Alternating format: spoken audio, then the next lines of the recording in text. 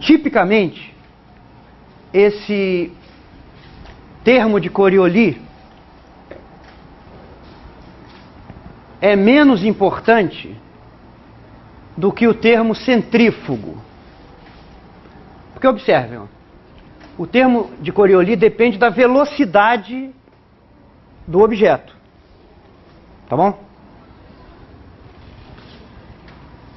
Tipicamente, esse termo só se torna importante quando essa velocidade é da ordem de 1000 km por hora, dessa ordem de grandeza, essa força torna-se importante. Mas há situações em que a velocidade é muito menor do que essa, e esse termo produz um efeito importante se deixar passar muito tempo, porque esse tempo pode provocar um efeito cumulativo. Embora ele possa ser instantaneamente muito menor do que o termo centrífugo, ele pode produzir um efeito cumulativo que produz modificações importantes no sistema, se deixar o sistema se mover durante um tempo relativamente longo. É o que acontece com o pêndulo de Foucault. O plano do movimento de um pêndulo de Foucault gira lentamente em torno do ponto de suspensão, mas se nós deixarmos o pêndulo oscilar durante bastante tempo, nós vemos em um dia de oscilação esse plano mudar substancialmente. Tá? Então é um resultado de um efeito cumulativo da força de Coriolis. Este termo aqui, que é chamado de força centrífuga, recebe esse nome porque esta força é sempre dirigida para longe do eixo de rotação. Ó, vamos verificar isso aqui, ó. Força centrífuga, que é aquele termo lá, ó, proporcional a ômega vezes R vezes ômega. Uma figurinha mostra isso rapidamente. Isto aqui é a direção do vetor velocidade angular. Imagine a partícula numa posição qualquer, num dado instante. Tá bom? Considere o plano formado por ômega e R.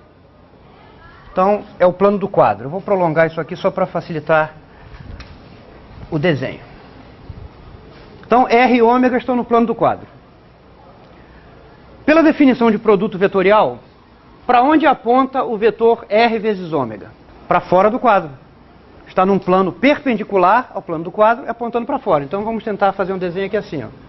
Este vetor aqui é o vetor R vezes ômega. Esses dois vetores agora estão formando esse plano aqui, ó. Tá certo? Agora me digam, para onde aponta o produto vetorial de ômega por R vezes ômega? Giramos os dedos do primeiro ômega para este. O produto vetorial de ômega vezes R vezes ômega aponta para longe do eixo de rotação. Então, com toda razão, é chamado de força centrífuga, né? É uma força que produz uma tendência da partícula a fugir do eixo de rotação. É uma força que empurra a partícula para longe do eixo de rotação. Agora, a força de Coriolis já não pode ser tão caracterizada de uma maneira tão simples quanto a força centrífuga. Porque a força de Coriolis depende da velocidade. Tá bom? Então a velocidade pode mudar arbitrariamente e isso vai fazendo com que essa força vá mudando de direção. Mas há um aspecto importante, que é de que a força de Coriolis é sempre perpendicular à velocidade da partícula. Então, deste ponto de vista, esta força se parece com uma força magnética. A força magnética sobre uma partícula carregada é sempre perpendicular à velocidade, é V vezes B. A força de Coriolis também tem essa propriedade, ó, V vezes ômega. Então é sempre perpendicular à velocidade da partícula. Exatamente o fato de a força de Coriolis ser perpendicular à velocidade é que provoca a rotação do plano de movimento de um pêndulo. Um pêndulo que execute pequenas oscilações, né? Como a velocidade da partícula é no plano em que o pêndulo está se movendo naquele instante, e como a força de Coriolis é perpendicular, então a força de Coriolis vai tender a torcer o plano de movimento aos poucos, por ser perpendicular à direção de movimento da partícula. Tá bom? Então, digamos, a velocidade vem assim, a força de Coriolis está empurrando perpendicularmente à velocidade. Então, provoca uma pequena torção no plano do movimento.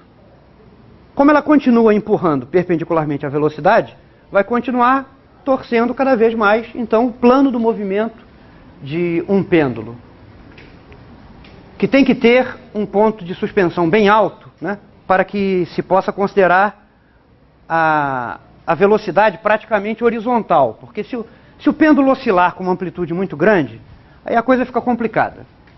Mas para um pêndulo executando pequenas oscilações, ou grandes oscilações, mas com um fio, né, muito comprido, então na prática são pequenas oscilações, porque relativamente ao comprimento do fio, a amplitude é pequena. Então o objeto que oscila praticamente descreve um movimento numa linha que é horizontal, que é paralela à superfície da Terra.